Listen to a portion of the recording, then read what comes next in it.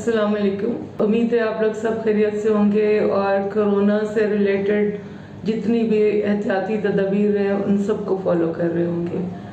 आज का हमारा टॉपिक भी ब्लड प्रेशर के बारे में है और जैसे कि पिछली वीडियो भी इसी टॉपिक पे हमने बनाई थी, आज उसी को हम कंटिन्यू करेंगे।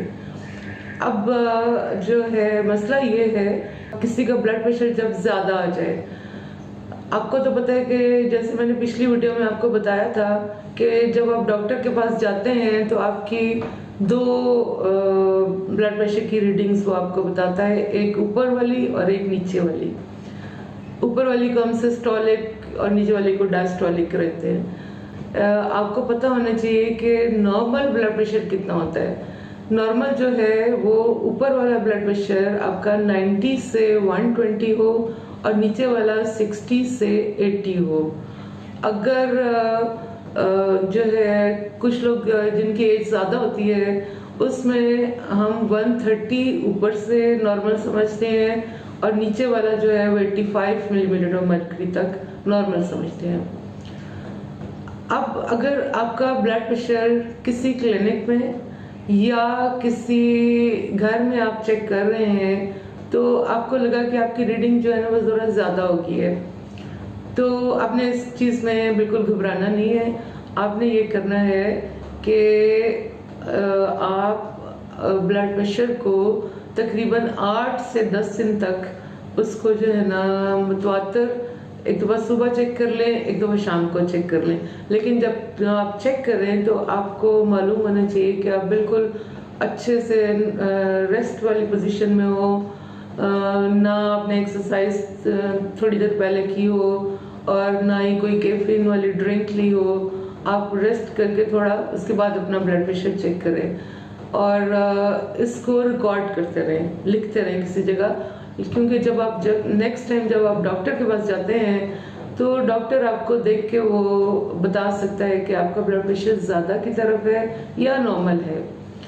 अगर फर्ज करें आपका ब्लड प्रेशर जो है ना वो ज़्यादा आ जाता है तो उसमें आपने ये करना है, पैनिक नहीं होना, क्योंकि ब्लड प्रेशर में अक्सर बहुत ज़्यादा दफ़ा ऐसा होता है कि लोगों को पता ही नहीं होता कि उनका ब्लड प्रेशर ज़्यादा है। आपने अपने डॉक्टर के पास जाना है। डॉक्टर या तो आपका इलाज खुद करेगा या आपको किसी हॉस्पिटल में रेफर कर देगा, क्योंकि आपके बहुत सारे टेस्ट होने की ज़रूरत होती है।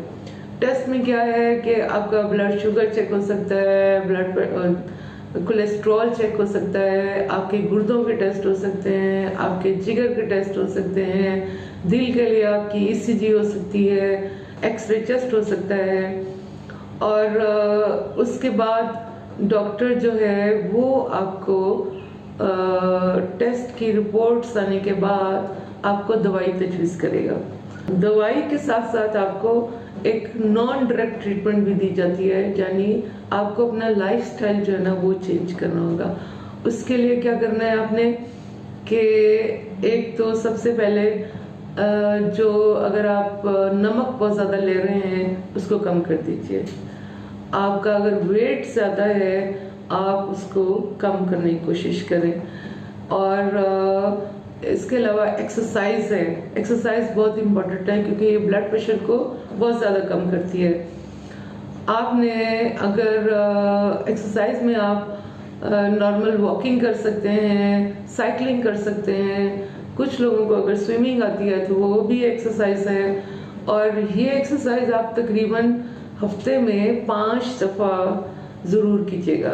30 मिनट्स की बेशक वॉक हो आपकी और ये आपके लिए काफ़ी होगा। इसके अलावा आपको डाइट के बारे में डॉक्टर जो है ना वो बताएगा।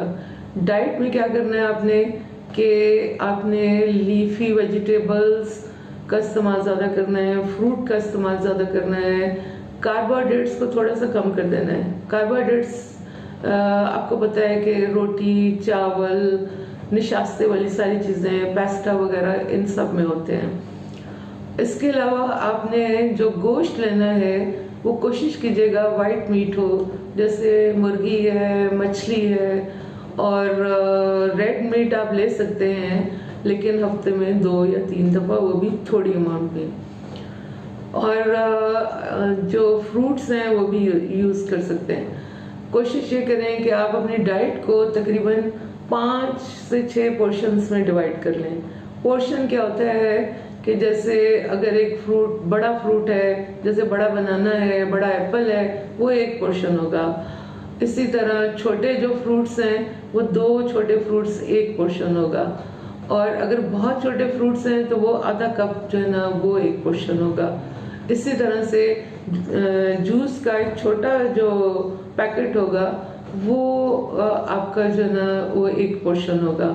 और वेजिटेबल्स का तकरीबन आधा कप जो है वो एक पोर्शन होगा। इस तरह से आपने डाइट को जो है ना वो रेगुलेट करना है। नेक्स्ट आपने ये करना है कि जो कैफीन रिलेटेड प्रोडक्ट्स हैं आपकी डाइट के अंदर, जैसे कॉफ़ी है या आप फिजी ड्रिंक्स ऐसी लेते हैं जिसमें कैफीन है, तो उसको आपने बिल्कुल ख़त्म कर देना है। अगर कोई स्मोकिंग कर रहा है तो उसको ख़त्म करना है, और अगर कोई अल्कोहल ले रहा है तो उसको भी अवॉइड करना है। इस तरह से आपने अपना लाइफस्टाइल जो है ना वो चेंज करना है। और दूसरी बात यह है कि जो डॉक्टर ने आपको दवाई तजवीज़ की है वो आपने रेगुलर लेनी है। ऐसा नहीं करना कि आपने 2 दिन लेके उसको छोड़ देना है कि ब्लड प्रेशर ठीक नहीं हो रहा, क्योंकि ब्लड प्रेशर की आपको इलाज करके उसको नॉर्मल लिमिट्स में रखना होता है। ब्लड प्रेशर ख़त्म नहीं होगा। इसलिए आप कोशिश करें कि आपने ड्रग को सही तरीके से लेना है। और जब आपको डॉक्टर फॉलोअप के लिए बुलाए, मसलन वो महीने के बाद बुलाए या 15 दिन के बाद बुलाए, तो आपने हर दफ़ा जाना है, क्योंकि डॉक्टर ने देखना होता है कि आपकी जो दवाई है वो आप पे सही काम कर रही है, आपको उसको कोई साइड इफ़ेक्ट्स तो नहीं हो रहे, या कोई और प्रॉब्लम अगर आपको महसूस होती है तो आप डॉक्टर से कंसल्ट करें। हमारी आज की वीडियो यहीं पे ख़त्म होगी। और वीडियो ख़त्म करने से पहले मैं आपको ये ज़रूर कहूँगी कि आप वीडियो को लाइक करें, शेयर करें और चैनल को सब्सक्राइब करें, और बेल आइकॉन जो है ना उसको ज़रूर दबाएं, ताकि आप हमारी हर आने वाली वीडियो आप तक पहुँचे और ज़्यादा से ज़्यादा लोग इस इंफॉर्मेशन से फ़ायदा हासिल कर सकें। और अपना ख्याल रखिएगा। अल्लाह हाफिज़।